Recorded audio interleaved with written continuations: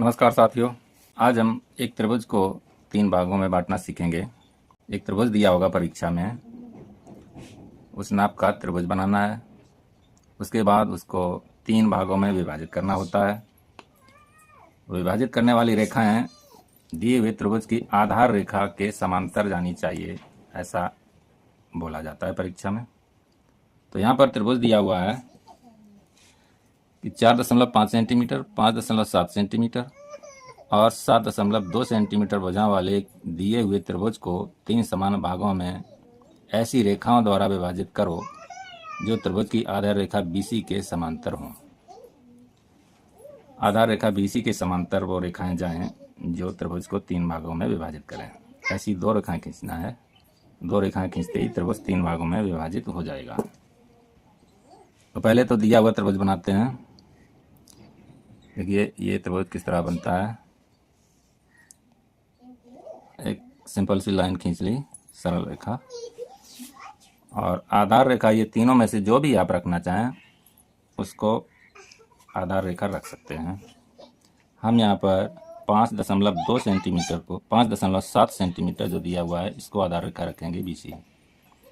5.7 हम की दूरी प्रकार में ले लेंगे। 5.67 यहाँ पर है, ये हमने आधार रेखा के लिए दूरी प्रकार में ले लिए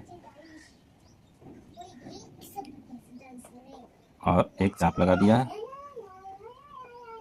और ये दूसरा चाप लगा दिया। ये हमारी 5.7 सेंटीमीटर रेखा हो जाएगी। 5.7 सेंटीमीटर और इस रेखा का नाम BC होना चाहिए, दिया हुआ है BC, आधार रेखा BC। बाकी 2 भुजाओं के लिए भी दूरी ले लेते हैं प्रकार में। 4.5 है, 4.5 यानी 4.5 सेंटीमीटर है।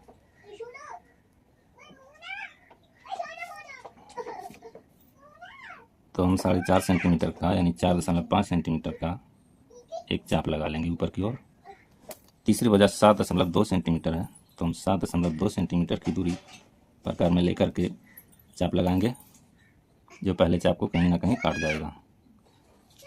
काट गया।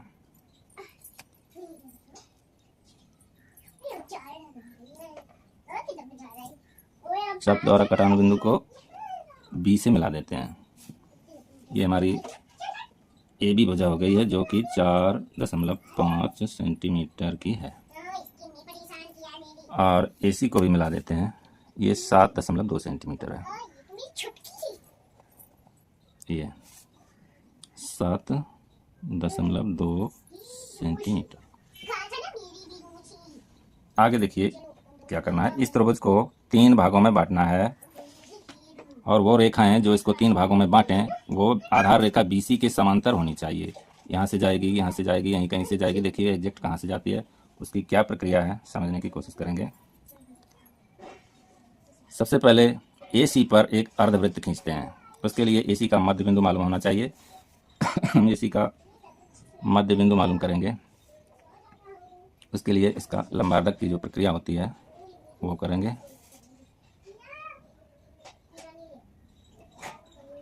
A और C दोनों बिंदुओं से दोनों ओर चाप लगा देंगे और इसके कटान बिंदु जो हैं उनको मिलाते हुए एक रेखा खींचेंगे। रेखा भी पूरी नहीं खींचेंगे, हमको सिर्फ AC का मध्य बिंदु चाहिए, तो मध्य बिंदु पर ही लाइन खींच लेते हैं। हमें सिर्फ मध्य बिंदु लेना है बस। मध्य बिंदु हमको ज्ञात हो गया।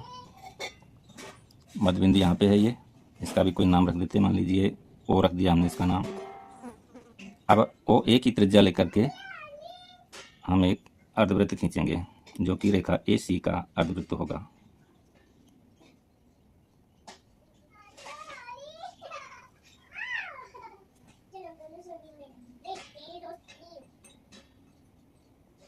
इस तरह से हमने रेखा AC के ऊपर एक अर्धवृत्त खींच दिया है।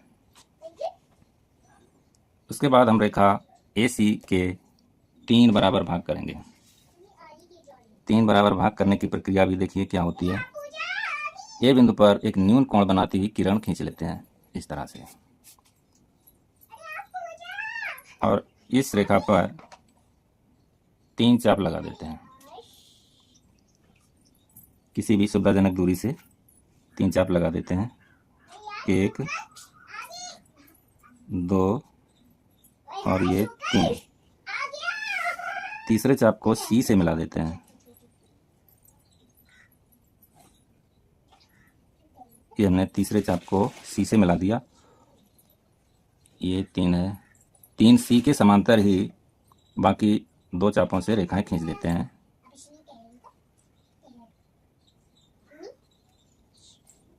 ये दूसरी रेखा हमने खींच दी और ये तीसरी रेखा भी खींच दी। तो इस तरह से रेखा AC के 3 बराबर भाग हो गए हैं, जिनके हम नाम रख देते हैं 1 और 2। ये पॉइंट 1 है और ये पॉइंट 2 है। अब हम बिंदु 1 और 2 पर लंब खड़ा करेंगे एक परपेंडिकुलर लाइन। इसके लिए हम D की सहायता ले लेंगे, क्योंकि प्रकार से बनाएंगे तो बहुत सारी लाइनें खींच जाएगी और आपको समझ में नहीं आएगा, ज़्यादा कंजस्टेड हो जाएगा चित्र, इसलिए हम D की सहायता लेते हैं। इसी तरह से एक बिंदु 90 अंश पर यहाँ भी ले लेते हैं। D या चांदा की नीचे वाली रेखा को हम AC पर एकदम से ऊपर कर देते हैं और 90 अंश के सामने एक पॉइंट लगा देते हैं। तो दोनों बिंदु हमने ले लिए हैं। इस प्रकार से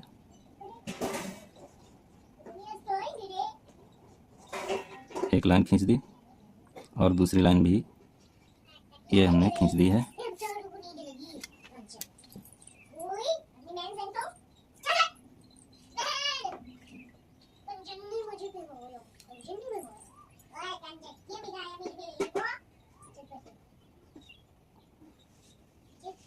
इसके बाद देखिए, ये मान लीजिए P बिंदु पर काटा है और ये Q बिंदु पर काटा है।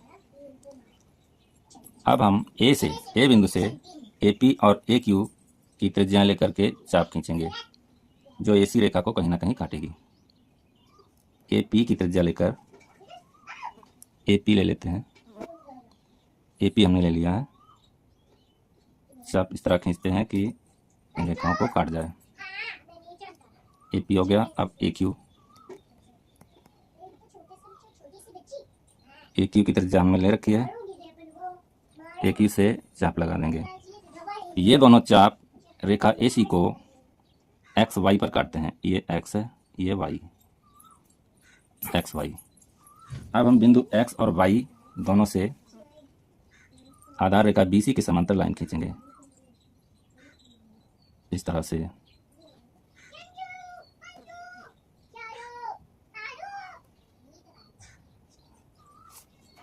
यही हमारी अभीष्ट रेखाएं हैं, जो दिए हुए त्रिभुज को 3 भागों में विभाजित करती हैं। इस तरह से ये चित्र बनकर तैयार हो जाता है। बहुत ही उपयोगी प्रश्न है परीक्षा की दृष्टि से। इसका आप 2-4 बार अभ्यास करेंगे तो आपको ये आ जाएगा। अभीष्ट रेखा इसमें हमारी है कौन सी? अभीष्ट रेखाएं हैं, इनका भी कुछ नाम रख देते हैं। इसका, इस बिंदु का नाम GH है अगर, तो GX और HY अभीष्ट रेखाएं हैं। GH और HY अभीष्ट रेखाएं हैं।